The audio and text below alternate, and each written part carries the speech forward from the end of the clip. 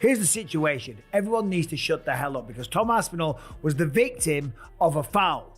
He wasn't the guy that went out there and fouled Cyril Gane. It was unintentional, and Dana White was asked about that in the post-fight presser. How do you determine unintentional versus intentional? His response was, I don't know. Yeah, and so I think it was handled perfectly. I think, yeah, the eye visually looks okay, but in those circumstances, you have, number one, a foul, you have a mechanism of injury, and you have a fighter that's telling you symptoms. It's telling you they can't see. And if you can't see, you can't protect yourself. You can't protect yourself, the fight can't continue. So it seemed very, very straightforward to me. As everyone suspected, Jon Jones wasted no time taking advantage of the situation following Tom Aspinall's injury against Cyril Gane. The heavyweight champion began by mocking Aspinall online, even changing his profile picture to an image referencing the incident. Fans quickly noticed the jab, interpreting it as a deliberate attempt to humiliate Tom after the controversial fight stoppage. Jones' action rekindled the feud, pouring fuel into a pre-existing hostile environment where he was widely accused of being sportless in a moment of need for Aspinall.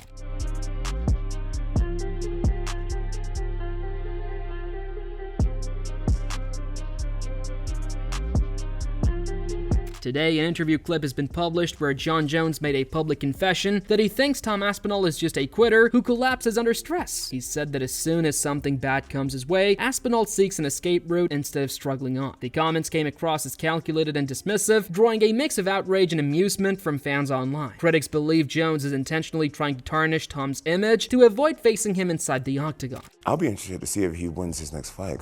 What's the rumor? Cyril Gane? Cyril Gane, supposedly. There's a video that hasn't gone viral, but one of his losses, he was very much an adult, I believe already a black belt, and he was taken down and the guy twisted his ankle. He had no defense. He tapped so quickly. I had a fight where I got arm barred and I was literally willing to let somebody break my arm before giving up. This is Vitor Belfort.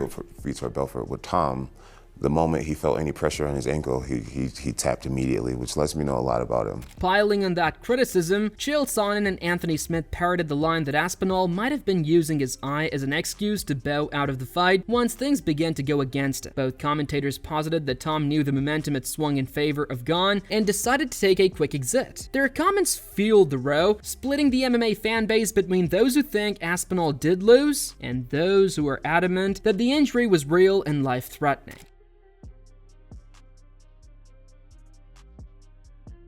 To fight with one eye is very common. The opponent's trying to hit your eye. He's trying to bust up and make your nose bleed. So that part of it does have question for guys like Anthony and I. We're trying to be polite. We're trying to show grace. But in all fairness, if you're the heavyweight champion of the world, you got to fight with one eye at times. I thought that the fight was turning out to be a little bit harder than perhaps Tom had expected. He's never been to a third round of a fight, just for example. So the question is, how are you going to respond when things get tough? But there was something about the way that the story was being told, the way that it was being held on the eye and never removed. Right. And it was just being held on there oddly. And I've checked out of fights before. Yeah. I know what it looks like. And I knew that he was done. Hey there, here it is in real time. You have to be used to or willing to fight with one eye. I did it in Singapore. You never say, I can't see if you want to continue to fight. Like, you find a way to get away from the doctor. If you want to fight, you can fight. He said, I got poked in the eye, I can't see. If you got poked in the eye and you're injured, we have a totally different conversation. If you get poked in the eye and you can't see, generally in our sport, that's just something you've got to push through. Daniel Cormier, Cage Side, provided a more reasoned analysis. He saw it all go down himself and offered minute insight from the commentary booth. Cormier said the injury appeared grave and instantaneous, adding that Aspinall's response was evidently one of disorientation and pain, and not hesitation. He underlined that Tom's decision to end the bout was medically prudent and in his best interests. In DC's view, health must always take precedence no matter what the spectators may think about the stoppage. I saw Tom Aspinall. His right eye is covered in a bandage because he cannot open it still. We're 20 minutes past the fight ending. And what's crazy about that is his other eye was the one where his hand went knuckle deep. The right side was scraped down more. The left side was the one that went knuckle deep and really would have been hard to deal with if not for the pain he was seeing on the other side. Tom was very upset that people were booing. And then people saw the replay and were like, wait a minute, maybe we should be booing the other guy. Then they booed Cyril Gane. Still, a negative tale has already begun to form about Aspinall being branded a quitter. In the actual fight, the British heavyweight was clearly agitated as supporters within the arena booed him while the doctor examined his eye. That response hurt even more given how rapidly the affair took a turn for the worse. Aspinall's efforts to defend the seriousness of the injury were overshadowed by online criticism as social media arguments questioned his toughness rather than commending the risk that he took. Guys, I just got poked knuckle deep in the eyeball. Why are you booing? What am I supposed to do about it? I didn't do the poke. I can't see. This is the fight was just getting going. Complete bull. 3 days later, Aspinall's father shed light on the situation, saying that his son's vision had not yet returned to normal. He mentioned that Tom was still suffering from a lot of blurriness and irritation, which made it challenging for him to see correctly. The update silenced some of the criticism, proving that the injury was far from minor. According to his father, the family remains focused on ensuring a full recovery before Tom even considers returning to training, emphasizing that long-term health is their top priority.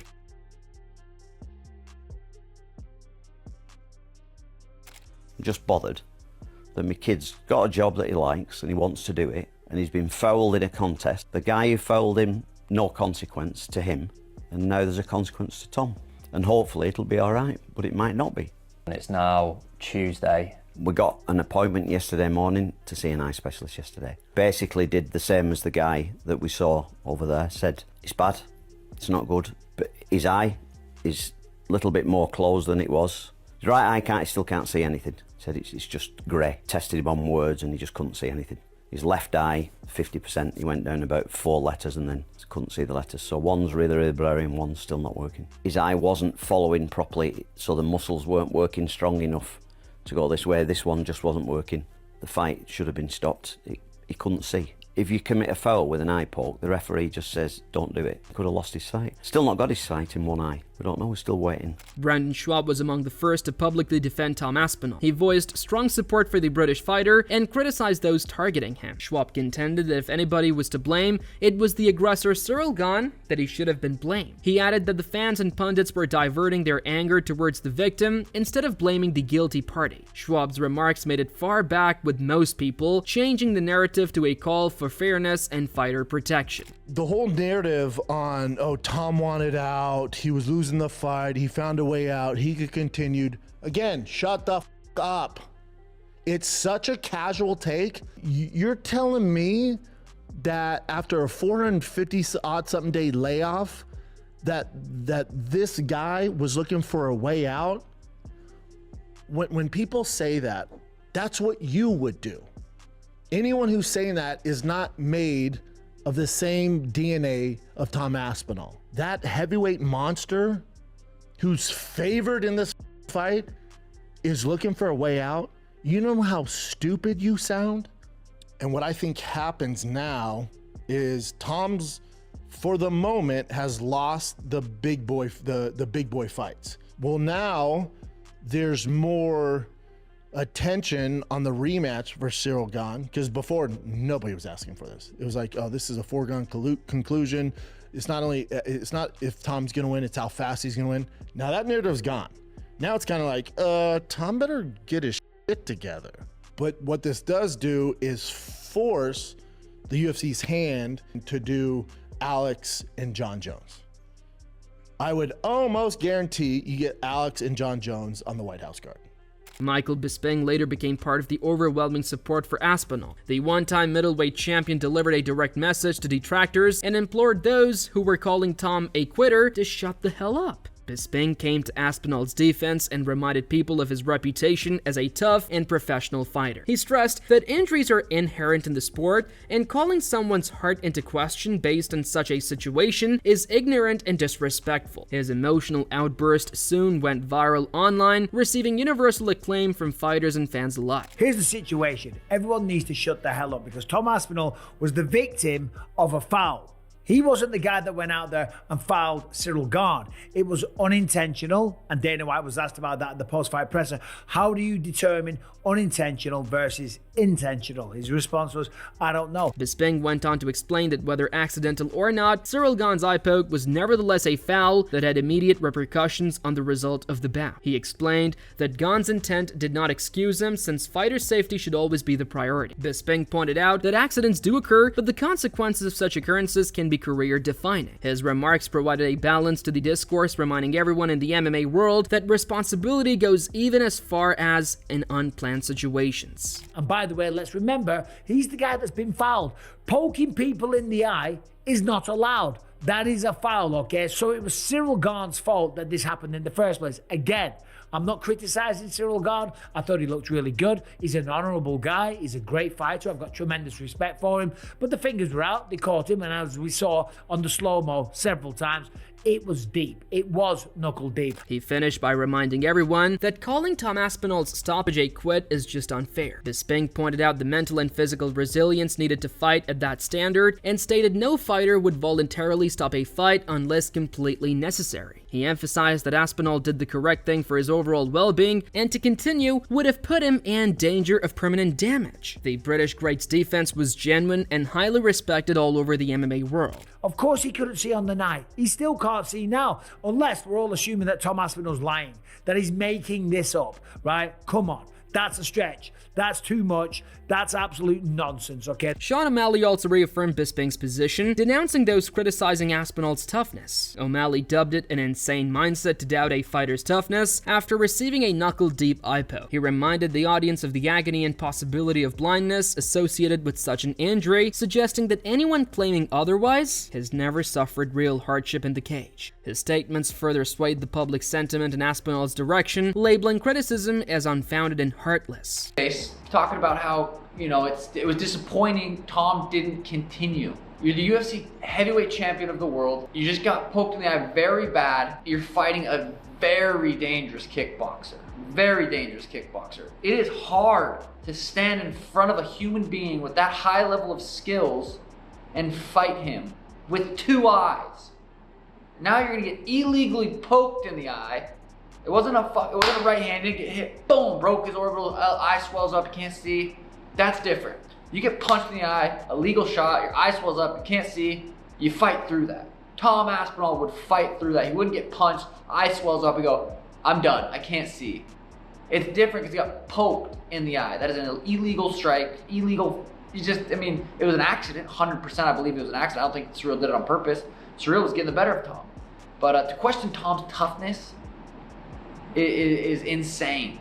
Ariel Helwani also chimed in, terming the criticism of Aspinall as abysmal. The longtime journalist disapproved of those playing down the event as an act instead of a real injury. Helwani said that shunning a fighter's pain belittles the sport and the dangers the sports people face each time they enter the octagon. He strongly believed that the video itself was evidence enough of the severity of the injury, quieting most of the skeptics doubting Tom's decision to pull out. I'm seeing it all online. Tom quit, Tom quit, Tom quit. It got dicey out there for him and he quit. That's what the people are saying.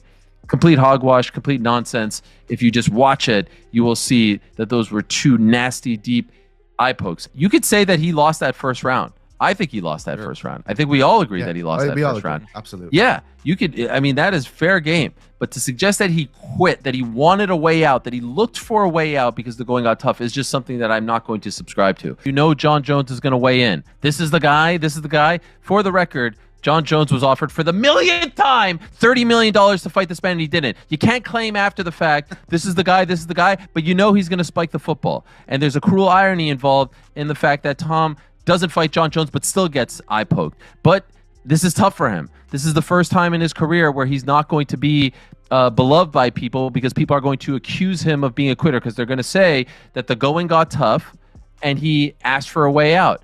I think that's absolute hogwash. He got poked in both eyes. Helwani later had medical professional Dr. Bryan come on his program to offer an official opinion on the case. The doctor discussed the difference between an eye that looks good on the outside and one which works correctly. He explained how vision damage could happen internally, even when the surface of the eye appears to be unharmed. His explanation informed fans of the medical aspect of the situation, providing better insight into why Aspinall's action was required and well within professional medical regulation. People saw that his eye visually looked okay. The doctor that was there covering the fight said the eye looks okay.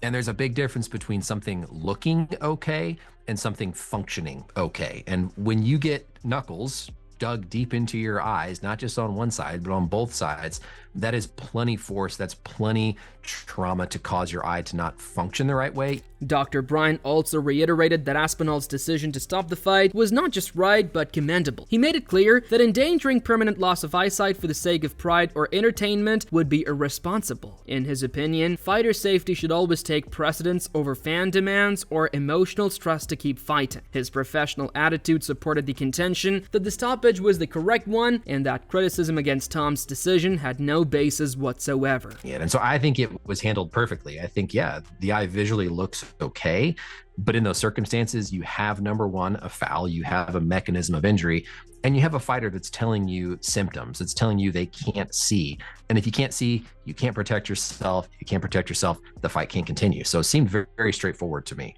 MMA Guru then joined the discussion, adopting a much bolder stance. He asserted that Ciryl Gane did not deserve any respect or leniency and that the eye poke was intentional. Guru accused Gane of throwing an intentional foul to get out of a bad position. He said that labeling it an accident was being dishonest and that this kind of play should be severely punished. His incendiary comments fanned fierce debate among MMA enthusiasts and analysts regarding intent and responsibility. But typically Ciryl Gane does get off at least a few eye pokes, just like his teammate Dasanina Mavov, and he landed it. He landed his signature move, double eye poke on Tom Aspinall. The finger went straight into the eye on this side. Left hand one. This doesn't really tell the story of it.